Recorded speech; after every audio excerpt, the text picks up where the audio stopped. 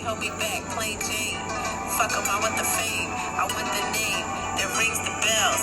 Blow the whistle when you see a top notch. Getting money, any figure on a nigga top, bitch. Yo, what the blood clot? Try to stop me, I think's not. Can't test me, sitting pretty top. If a bitch try me, then she drop. What the fuck? I ain't even got nothing else on the paper. Fresh off the top of my head. Run up on me, bitch, and your ass is dead. Talking all that trash, and I sit back and I laugh.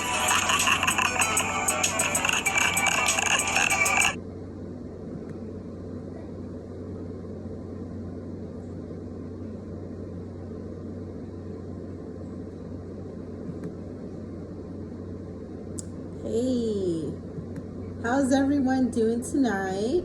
I know it's Saturday, and so tonight I'm live talking to you guys about real estate investing.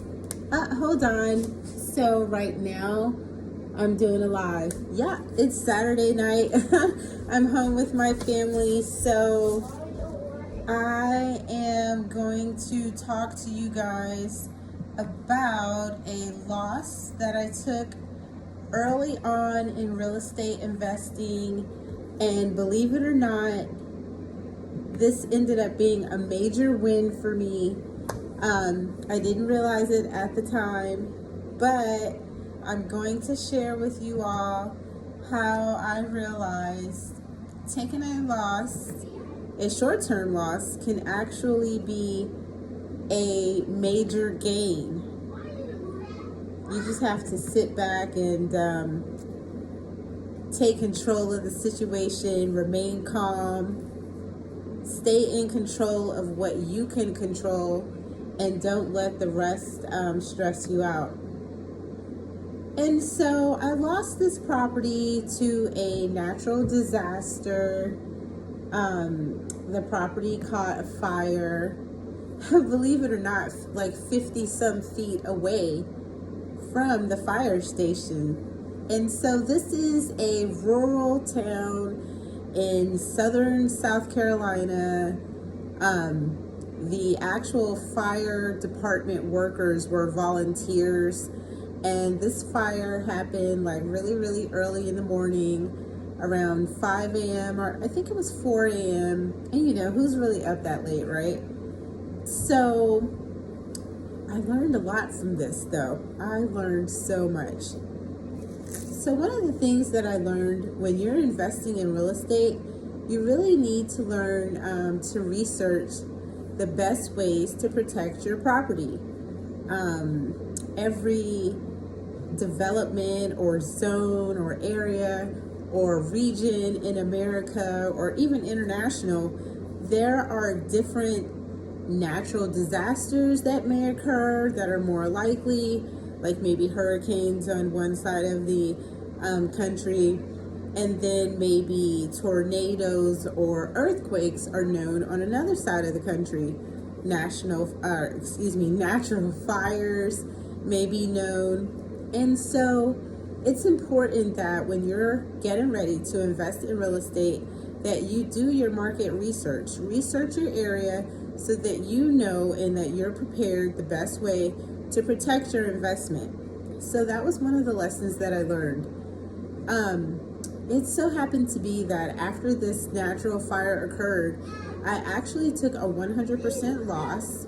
Well, I wouldn't say 100% because I do still own the land. But I did take, I would say, about a 90% loss, because I didn't realize that if you had a property that needed work and you were about to pull the permit, or you just pulled the permit, there's this thing called construction insurance. And so construction insurance is for those properties that need work and are having work done to them. I was under the impression that you could not insure a property until the work was done. There were instances in properties that I had previously owned up to that time that I had been denied, dropped from insurances for things like roof needed repair, etc. So I was unaware, uneducated in the realm of construction insurance. So, you know, that was a lesson that I learned. Now, another thing that I learned is, had I had insurance, I don't think at that time I would have been aware that when you get insurance on a property, even though you get it at a deal, let's say it's historic, you need to do the research to find out how much would it cost to replace that property if it were to be destroyed and you had to start from scratch in today's times.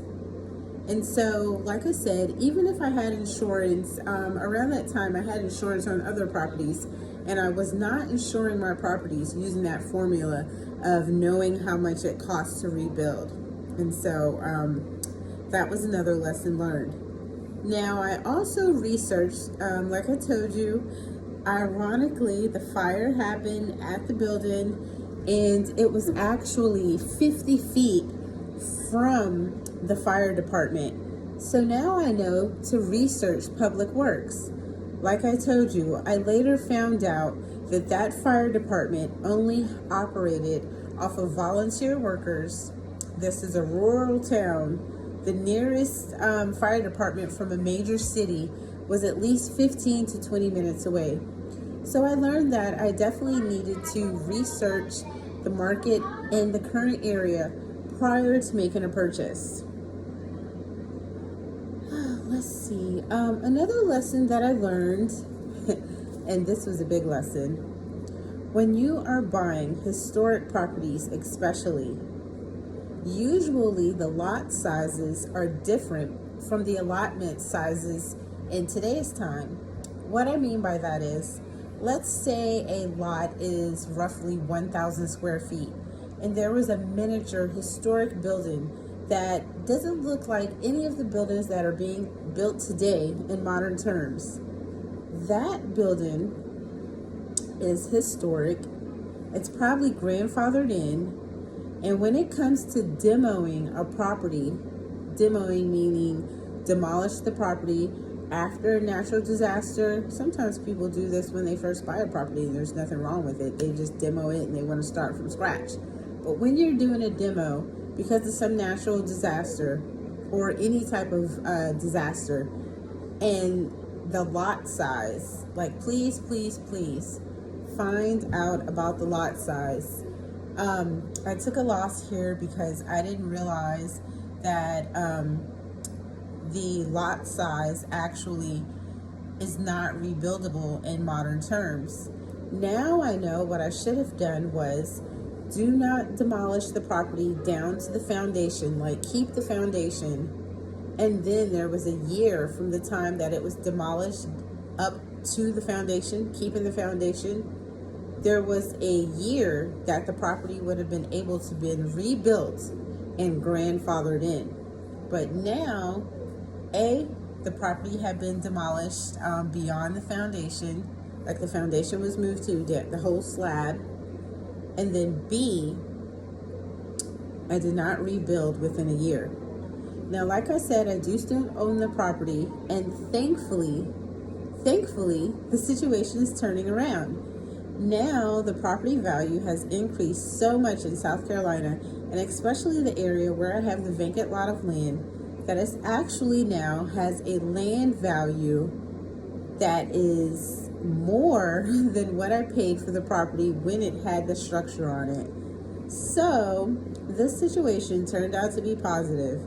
But when you're investing in real estate, just like any other business, there is a strong possibility that you may take a loss, and it's okay. You have to fail your way to success. Like I said, my name is Elaine Brunson, and right now on the Urban Rehabs Network, we're going to be focusing on recovering from loss, 1,000 no's equal 1 yes. Check out the book, F the Race Card. Check out the website, urbanpropertyfirm.com. Stay tuned for Building Her Foundation in 2020, and make sure you subscribe to the page. This music is something that I do in my spare time, but it's 100. Like, you have to use your pains, turn them to gains, use that as fuel to make it to the next level, because at the end of the day, your family depends on you. Whether you're single, you're married, you have kids, it's just you have parents, someone out there depends on you. So Be your best you. Take care of you. Love you. And be good to your community and your family. Have a blessed night.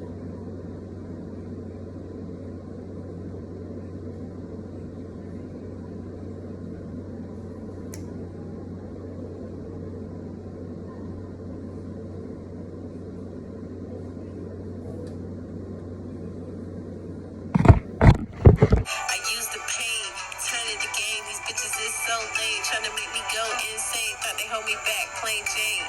Fuck 'em, I want the fame, I want the name that rings the bells. Blow the whistle when you see a top notch, getting money, any figure on a nigga top, bitch. Yo, what the blood clot try to stop me? I think it's not. Can't test me, sitting pretty top. If a bitch try me, then she drop. What the fuck? I ain't even got nothing else on the paper, fresh off the top of my head.